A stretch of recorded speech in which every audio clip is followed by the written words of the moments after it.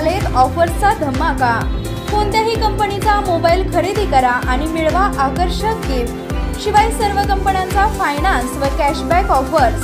सर्व नामांकित कंपन्यांचे मोबाईल व ॲक्सेसरीज मिळवण्याचे एकमेव ठिकाण Kirti sales and mobile gallery, Meenakshi Chitramandir समोर, कराड तासगाव रोड, पलूस।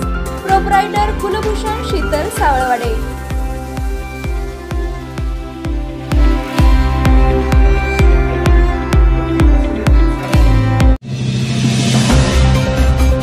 सांगलीत कृष्णेची पाणी पातळी इशारा पातळीकडे। पूर परिस्थितीतील नागरिक व जनावरांना सुरक्षित स्थळी हलवले।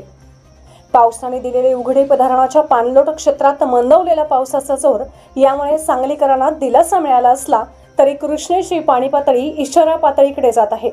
आज अखेर वारणा व कृष्णा नदी पात्रातील पाणी वाढत असल्याने महापालिका क्षेत्रातील 494 आणि वारणा तीरावरील 201 जणांना सुरक्षित स्थळी स्थलांतरित करण्यात आले आहे।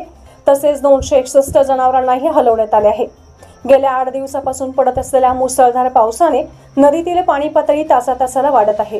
अशातच कोयनेतून 32,100, कणेरमधून 5,702, तारळीतून 5,662 आणि चांदोलीतून 15,785 क्युसेकचा विसर्ग प्रतिसेकंद केला जात आहे।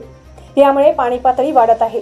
सांगलीतील आयर्विन पुलाजवळ शुक्रवारी सायंकाळी 5 वाजता 38 फूट 8 इंच झाली असून ही पातळी 39 ते 40 फुटापर्यंत जाण्याची शक्यता जलसंपदा विभागाकडून वर्तवली आहे।